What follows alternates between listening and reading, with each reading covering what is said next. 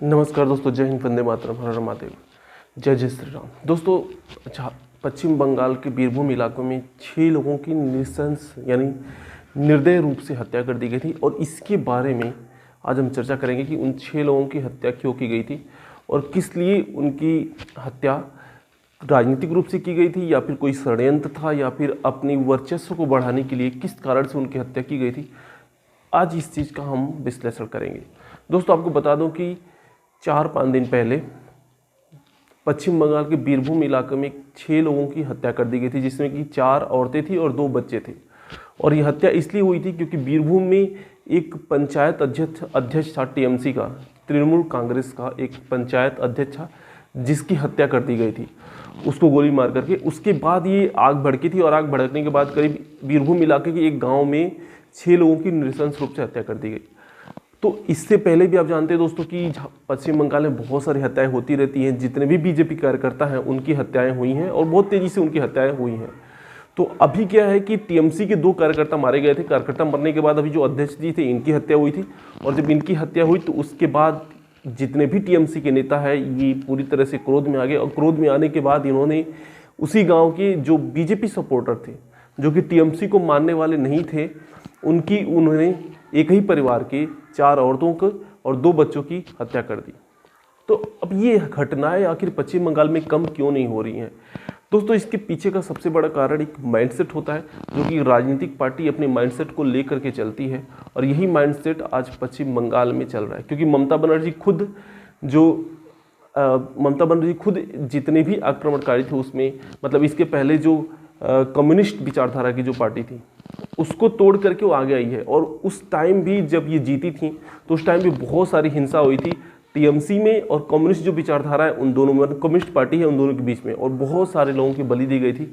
अब इसके पहले भी आपको बता दें दोस्तों कि पश्चिम बंगाल में एक बहुत ही बड़ा षड्यंत्र हुआ था जिसमें बहुत सारे हिंदू मारे गए थे और उसके बाद ये जो टीएमसी है सत्ता में आई थी। तो जितनी भी पार्टियां वहाँ पे सत्ता में आती हैं वो हमेशा हिंदुओं का कत्ल करवा करके ही आती हैं। और ऐसा नहीं है कि सिर्फ हिंदू ही मारे गए थे, बल्कि इसमें कुछ मुसलमान भी मारे गए थे। लेकिन बात ये है दोस्तों कि आखिर ये पार्टियां क्यों ऐसा करवा रही हैं? तो ये करवाने का मुख्य मकसद ये अपने वर्चस्व को कायम करना, क्योंकि वहाँ की जो जनता है वो इसकी आदी हो चुकी है। वहाँ की जो जनता है वो षड्यंत्रों का आदी हो चुकी है, इन हत्याओं का आदी हो चुकी है। उनको ये नहीं समझ में आता कि कौन सी पार्टी अच्छी है, कौन हमारा विकास करेगी, कौन हमारा विकास नहीं करेगी। और इसी कारण जितनी भी हत्याएं आज हो रही हैं उसके खिलाफ आज कोई भी पश्चिम बंगाल में बोलने वाला नहीं है, क्योंकि अगर आप बोलते हैं तो कल आपकी भी हत्या हो जाएगी।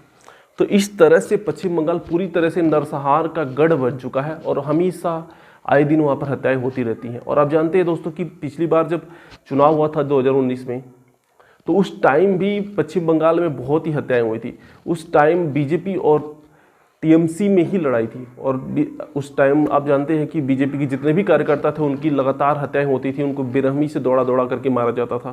तो आप समझ सकते हैं कि टीएमसी के जो कार्यकर्ता हैं वो कितनी क्रूर हो चुके हैं वहाँ पर, और टीएमसी का वहाँ पर कितना बड़ा वर्चस्व है। तो टीएमसी ने उसको पूरी तरह से अपना एक छत्र राज बनाने के लिए पूरा ये धंधा फैला करके रखा है वहाँ पर, और इसी धंधे कारण वहाँ पर आए दिन हत्याएं होती रहती हैं। और ममता बनर्जी, जो कि आप जानते हैं कि पूरी तरह से मुसलमानों का सपोर्ट लेने के, जितने भी रोहिंग्या मुसलमान हैं उनको वहाँ पर उन्होंने बसाया है।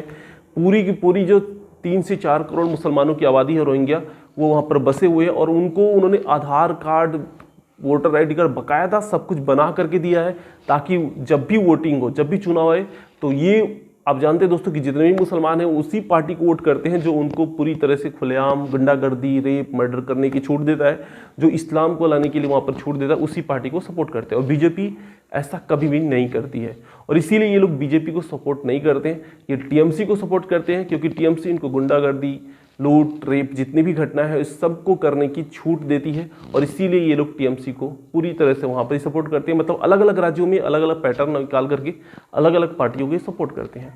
तो अब जितनी भी घटनाएं होती है उसमें होता क्या है कि जितने भी मारकाट होते हैं, जैसे अभी यहाँ पे अभी जो 6 लोगों की नरसंहार हुआ है, इसमें भी रोहिंग्या मुसलमानों का ही हाथ होता है।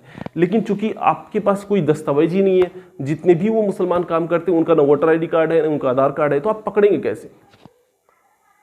जब कोई रिकॉर्ड ही नहीं है तो पुलिस उनको पकड़ेगी कैसे? और वैसे भी वहाँ की जो पुलिस है वो पंगु हो चुकी है, क्योंकि हमारा जो 1865 का जो कानून, आईपीसी के जो कानून है वो पूरी तरह से बेकार है। और उसी कानून के तहत जो अंग्रेजों ने भारत को गुलाम करने के लिए बनाया था, उसी कानून के तहत वहाँ पर पुलिस काम करती है। अब जानते हैं पुलिस सत्ता की गुलाम है, तो उस टाइम भी 1865 में भी पुलिस सत्ता की गुलाम थी, अंग्रेजों गुलाम थी, और आज जो वहाँ पे पार्टी का राज है उसके गुलाम है।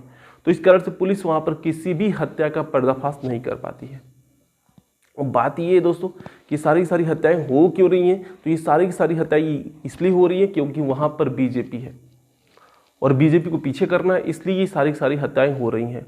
और दूसरा कारण है इस्लाम को हिंदुत्व से आगे करना है, क्योंकि वहाँ पर अगर हिंदुत्व आएगा तो वहाँ पे शांति आएगी, बहाली आएगी, और जो इस्लाम की जो प्रोपेगेंडा, जो विचारधारा है वो पीछे जाने लगेगी। तो इसको पीछे करने के लिए वहाँ पर हत्याएं होती हैं, वहाँ पर लोगों को डराया जाता है, धमकाया जाता है, ताकि लोग बीजेपी को ज्वाइन न करें, क्योंकि लोग अगर बीजेपी को ज्वाइन करेंगे तो वहाँ पर हिंदुत्व का प्रचार होगा, प्रसार होगा, और लोग जागरूक होंगे अपने धर्म के लिए।